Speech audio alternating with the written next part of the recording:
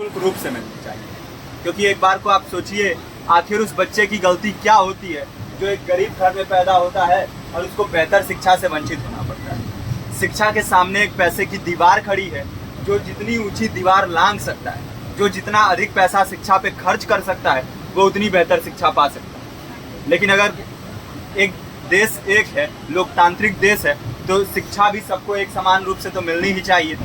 आज परिस्थिति ये है कि एक तरफ तो प्राइवेट स्कूल हैं जो लूट के अड्डे बने हुए हैं, वहाँ पे आप एडमिशन कराने जाएंगे तो सिर्फ एडमिशन के नाम पे ही आपको 10,000 20,000 रुपये देना होगा। और कमीशन खोरी का ऐसा धंधा है कि कॉपी, किताब, टाई, बेल्ट, ड्रेस, जूता कहाँ से खरीदना है ये आप नहीं तय करेंगे वो प्राइवेट स्कूल वाले। यानी आम लोगों की मेहनत की आखिरी कौड़ी उनके जेब से वसूल लेना चाहते हैं। और दूसरी तरफ सरकारी स्कूलों में न तो पर्याप्त टीचर हैं, न पर्याप्त बिल्डिंगें हैं।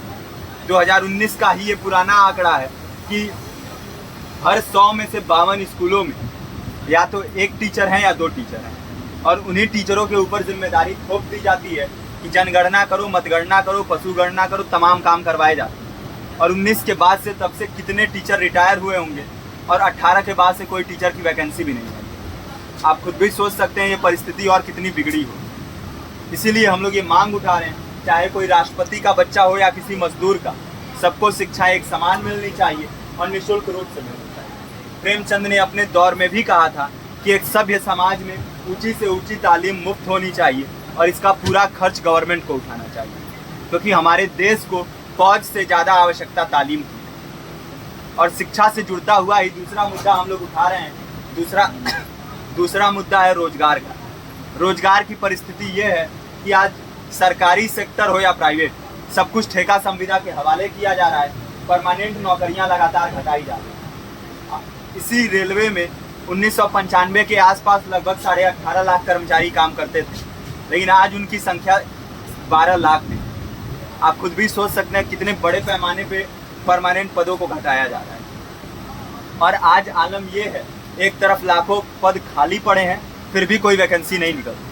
जो वैकेंसियां निकलती हैं उनमें भ्रष्टाचार होता है, पेपर लीक हो जाते हैं। RO, UP police, BPSC, SSC, CGL, ऐसे तमाम पेपर लीक हो चुके हैं, आप लोग भी जानते ही हैं। अभी नीट की धांधली में ये पता चला कि एक एक पेपर 30 लाख से 50-50 लाख रुपए में बेचा गया। हम और आप तो ये पैसा नहीं दे सकते।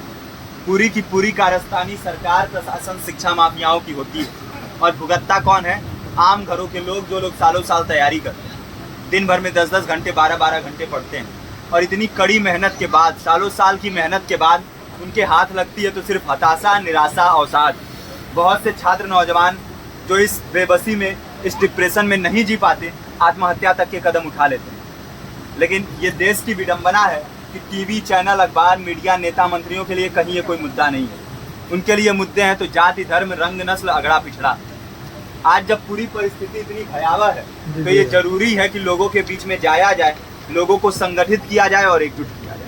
क्योंकि आज अगर अपने मुद्दों पर बोलेंगे नहीं तो कल को ये परिस्थिति और बिगड़ेगी। हो सकता है ले देके अपनी ज़िंदगी तो हम लोग काट ले जाएं, लेकिन आने वाली पीढ़ियों को क्या भविष्य देके जाएंगे, ये भी सोचने वाली बात है। हमारे साथी ने आपको पर्चा दिया है, पर्चा आप तक पहुँच गया है।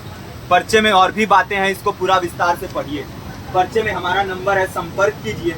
फेसबुक का, इंस्टाग्राम का लिंक है, आप वहाँ पे जाएंगे तो आपको पता भी चलते रहेगा कि लगातार किन किन माध्यमों से हम इस अभियान को चला रहे हैं। नुक्कड़ नाटक, संगीत, शिक्षा सहायता मंडल, लाइब्रेरी, तमाम माध्यमों से इस अभियान को चला रहे हैं और कोशिश कर रहे हैं कि बड़े से बड़े पैमाने पर हर जगह पे लोगों को संगठित किया जाए और एकजुट किया जाए। आपके बीच भी आए हैं आपका साथ और सहयोग दें। साथ इस रूप में कि आप भी हमारे इस कारवां और इस मुहिम से जुड़िए